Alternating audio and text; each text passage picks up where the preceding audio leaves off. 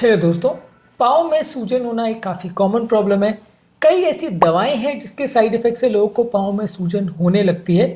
आज हम बात करेंगे उन दवाइयों के बारे में जिनके साइड इफ़ेक्ट से लोगों को पाँव में सूजन होती है, और कुछ जनरल मैनेजमेंट स्ट्रैटेजीज पर भी बात करेंगे कि अगर दवाई से रिलेटेड किसी को पाँव में सूजन हो रही है तो क्या क्या चीज़ें कर सकते हैं, और कौन कौन सी दवाई से क्या कारण होते हैं जिनकी वजह से लोगों को पाँव में सूजन होती है।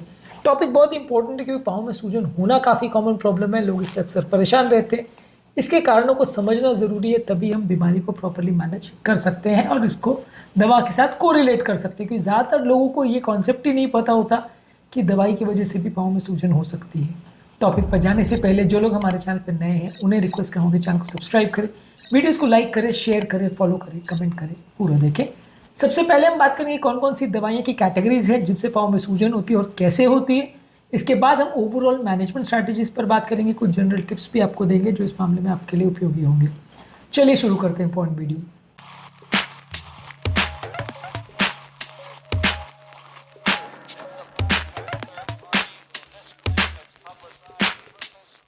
सबसे पहला कैल्शियम चैनल ब्लॉकर, जो कि सबसे ज़्यादा इंपॉर्टेंट है।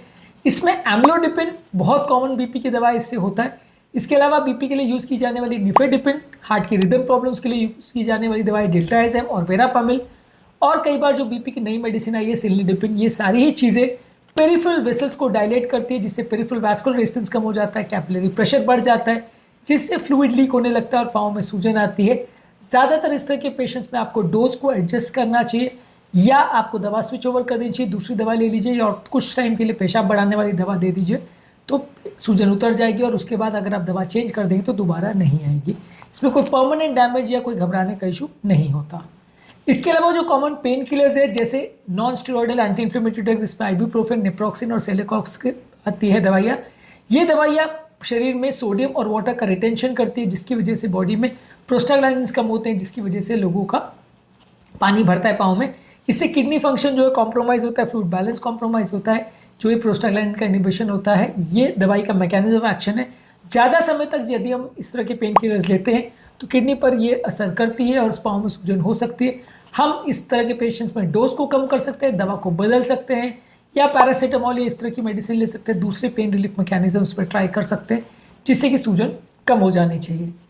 इसके अलावा कॉर्टिकोस्टेरॉइड्स यानी प्रेडनिसोलोन, डेक्सामेथासोन, हाइड्रोकोर्टिसोन, ये दवाइयाँ जो है शरीर का सोडियम रीअब्जॉर्प्शन बढ़ाती है, तो इससे भी आपको सूजन हो सकती है। दवाई को धीरे धीरे करके टेपर करने से और नमक और पानी का सेवन कम करने से सूजन कम हो सकती है। इसके अलावा हार्मोन रिप्लेसमेंट थेरेपी या ओरल कॉन्ट्रासेप्टिव जैसे एस्ट्रोजन, प्रोजेस्टेरोन, इन दवाइयों से भी बॉडी में फ्लूइड रिटेंशन होता है और पीरियड एडिमा हो सकता है। ये दवाइयों के डोज को एडजस्टमेंट करने से और non hormonal contraceptive therapy use करने से या alternative hormone therapy options use करने से आपकी सूजन की प्रॉब्लम कम हो जाएगी। कुछ और एंटी हाइपरटेंसिव मेडिसिन जैसे कि अल्फा ब्लॉकर्स यानी प्राइजोसिन और बीटा ब्लॉकर्स जैसे बेटोप्रोलोल, ये आपके फ्लूइड बैलेंस और वैस्कुलर परमेबिलिटी को अफेक्ट करते हैं। इसकी वजह से भी लोगों को पाँव में सूजन हो सकती है। आप इसके बदले दूसरी दवाइयों का प्रयोग कर सकते हैं, जिससे सूजन का प्रॉब्लम कम होगा। इसके अलावा कुछ डिप्रेशन के लिए यूज़ की जाने वाली दवाई जैसे माओ इनहिबिटर्स जैसे फेनिलजिन, ट्राइसाइक्लिक एंटी डिप्रेसेंट जैसे ट्रिप्टोमर या एमिट्रिप्टोलिन, ये मेडिसिन से भी लोगों को पाँव में सूजन हो सकता है। ये अलग अलग मैकेनिज्म से वैस्कुलर परमेबिलिटी यानी नलियों के अंदर जो ब्लड लीकेज है उसको अफेक्ट करते हैं, इससे भी सूजन हो सकती है।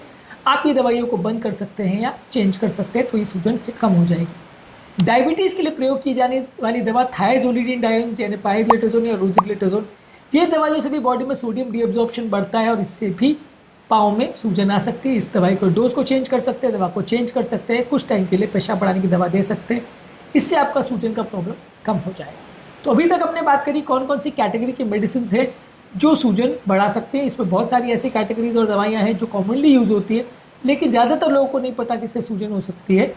ये दवाइयों से हर व्यक्ति को सूजन होगा ऐसा नहीं है, पर हाँ कुछ कुछ व्यक्तियों की टेंडेंसी ज़्यादा होती है तो उनको सूजन हो सकता है। अब बात करेंगे इसकी मैनेजमेंट स्ट्रैटेजीज पर। सबसे ऑब्वियस तो चीज़ है कि जो कारण है उसको आपको पकड़ना पड़ेगा और दवा को चेंज करना पड़ेगा।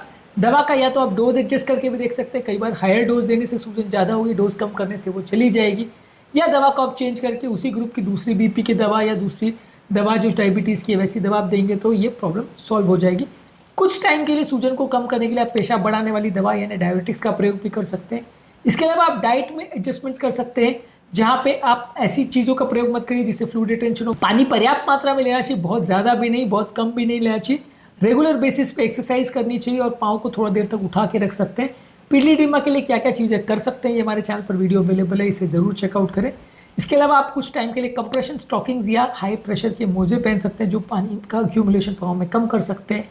रेगुलर मॉनिटरिंग करिए, इससे आपका ओवरऑल जो है पाँव का सूजन का प्रॉब्लम कुछ हद तक कम हो जाएगा। इसके अलावा जो आपको अगर बार बार अगर पाँव में सूजन आ रही है और इससे अगर बार बार प्रॉब्लम हो रही है और ये दवा बंद करने के बाद चेंज करने के बाद भी नहीं जा रहा है, तो फिर आपको दूसरे कारण के लिए सर्च करना पड़ेगा। दूसरे अगर कोई सिम्टम्स भी अगर साथ में हो रहे हैं, जैसे श्वास फूलना, घबराहट होना या कोई और कारण दिख रहा है, या अगर दर्द, ज़्यादातर इस तरह की दवाई रिलेटेड जो दर्द होता है वो पेनलेस होता है। अगर पेन हो रहा है तो फिर वो कुछ और हो सकता है। वैसे केस में आपको पेशेंट को कुछ और इवैल्यूएशन करने की ज़रूरत पड़ सकती है, खासकर अगर कोई और सिम्टम साथ में हो तो। और यदि आपके मैनेजमेंट करने से ही चीज़ों में इफेक्ट नहीं आ रहा है तो फिर आपको दूसरी चीज़ों पर वर्क करना पड़ेगा और दूसरे कारण ढूंढने पड़ेगा और उसका ट्रीटमेंट करना पड़ेगा। तो ये सारे सर्कमस्टांस में आपको डॉक्टर को दिखाना आवश्यक है। तो आज के टॉपिक में हमने बात करी कौन कौन सी ऐसी दवाइयाँ हैं जिसके साइड इफेक्ट से लोगों को पाँव में सूजन आ सकती है और क्या तरीका है, कैसे उसे मैनेज करते हैं, ये सारी चीज़ों पर हमने बात करी। इसके अलावा पाँव की सूजन के लिए क्या खाद्य पदार्थ अच्छे हैं, क्या खाद्य पदार्थ बुरे हैं, कौन कौन सी इंपॉर्टेंट टिप्स उनको फॉलो करनी चाहिए और अलग अलग कारणों को कैसे डिफ्रेंशिएट करते हैं, इन सब पर हमने अलग अलग वीडियोस किए, इसलिए भी जरूर चेकआउट करें। टॉपिक एंड करने से पहले जो लोग हमारे चैनल पर नए हैं उन्हें रिक्वेस्ट करूँगा कि चैनल को सब्सक्राइब करें, वीडियोज़ को लाइक करें, शेयर करें, फॉलो करें, कमेंट करें, पूरा देखिए। Thank you.